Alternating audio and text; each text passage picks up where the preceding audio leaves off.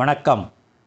G news 24x7 செய்திகளுக்காக செய்தி வாசிப்பவர் உதயகுமார்.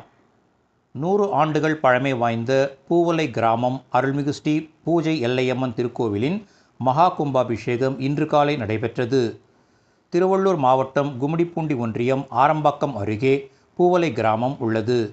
இக்கிராமத்தில் 100 ஆண்டுகள் பழமை வாய்ந்த பிரசித்தி பெற்ற அருள்மிகு ஸ்ரீ பூஜை எல்லையம்மன் திருக்கோவில் உள்ளது.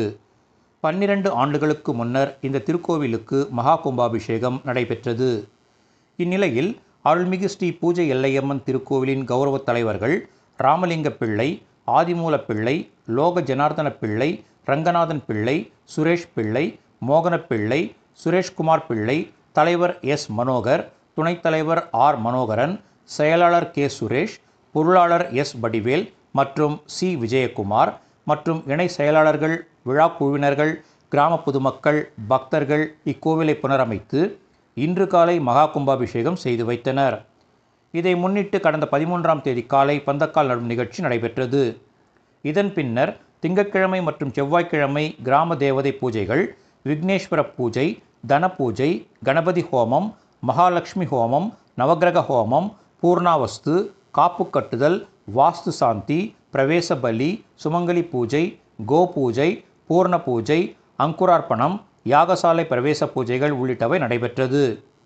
இன்று காலை அபிமிருத யோகம், விசேஷ தீப ஆராதனைகள், மகா பூர்ணாஹூதி, யாத்ரா தானம் உள்ளிட்டவை நடைபெற்றது. இதன் பின்னர் மங்கள வாத்தியம் முழங்க வான வேடிக்கையுடன் புனித நீர் அடங்கிய கலசங்கள் பிரகார புறப்பாடு நடைபெற்றது. காலை 7:30 மணிக்கு விமான கோபுரம், மூலவர், நாகாளம்மன் உள்ளிட்ட தெய்வங்களுக்கு சிவாச்சாரியர்கள் புனித நீர் ஊற்றி மகா கும்பாபிஷேகம் செய்து வைத்தனர். இதன் பின்னர் மூலவருக்கு 16 வகையான திரவியங்களால் அபிஷேகம் செய்தனர். இதன் பின்னர் சிறப்பு அலங்காரம் செய்யப்பட்டு மகா தீபாராதனை காண்பிக்கப்பட்டது. இந்நிகழ்ச்சியில் சுற்று வட்டாரத்தைச் சேர்ந்த ஏராளமான பக்தர்கள் கலந்து கொண்டு சுவாமி தரிசனம் செய்தனர். கோவில் வளாகத்தில் காலை மற்றும் மதியம் மாபெரும் அன்னதானம் வழங்கும் நிகழ்ச்சி நடைபெற்றது.